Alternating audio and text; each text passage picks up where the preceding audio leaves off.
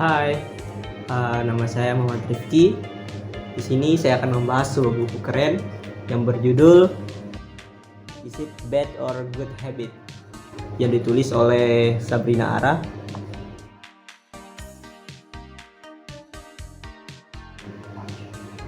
Tahu nggak sih kalau kebiasaan itu adalah sebagian besar dari hidup kita? Hampir sekitar 40% sampai 50% kegiatan harian kita itu kita lakukan dari kebiasaan. Nah, dari buku ini kita bisa kenal nih mana kebiasaan yang baik, mana kebiasaan yang buruk. Dan yang paling penting dari buku ini mengajarkan kita bagaimana cara mengubah kebiasaan. Kita adalah apa yang kita lakukan berulang kali. Keunggulan bukanlah tindakan, melainkan kebiasaan. Buku ini terbagi menjadi 7 bab, ringan dibaca tapi penuh makna. Bab pertama pada buku ini ialah mengenali diri dan kebiasaan. Di sini kita diajarkan untuk memahami apa perbedaan antara kebiasaan dan rutinitas. Sangat amat penting di sini untuk kita bisa mengenali diri kita sendiri.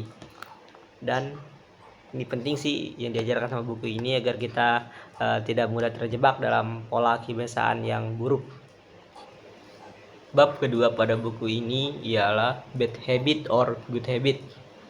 Singkatnya, penulis memberitahukan kepada kita apa itu kebiasaan buruk, entah itu yang kita sadari ataupun yang tidak kita sadari. Dan penulis memberitahukan kepada kita bagaimana cara mengenali agar kebiasaan buruk itu bisa kita rubah. Bab ketiga dari buku ini ialah keluar dari zona nyaman. Walaupun sulit, tapi perubahan itu butuh keberanian. Dan kita semua tahu kalau perubahan itu gak nyaman. Tapi ingat kata Buya Hamka, jangan takut gagal, karena yang tidak pernah gagal hanyalah orang-orang yang tidak pernah melangkah. Bab keempat pada buku ini ialah ambil keputusan untuk berubah. Kita tidak akan pernah berubah jika tidak ada niat. Buku ini memberitahu kita bagaimana cara mengambil langkah kecil, walaupun kecil tetapi konsisten. Bab kelima pada buku ini ialah pengaruh lingkungan. Lingkungan bisa jadi support system atau justru menjadi jebakan bagi kita. Oleh karena itu, kita harus pintar-pintar memilih siapa saja yang kita dengar dan yang kita hadapi. Bab keenam pada buku ini ialah pertahankan kebiasaan baik.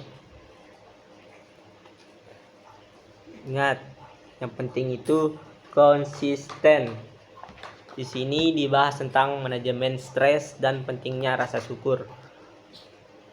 Untuk mengingatkan kita pada kenapa kita harus berubah.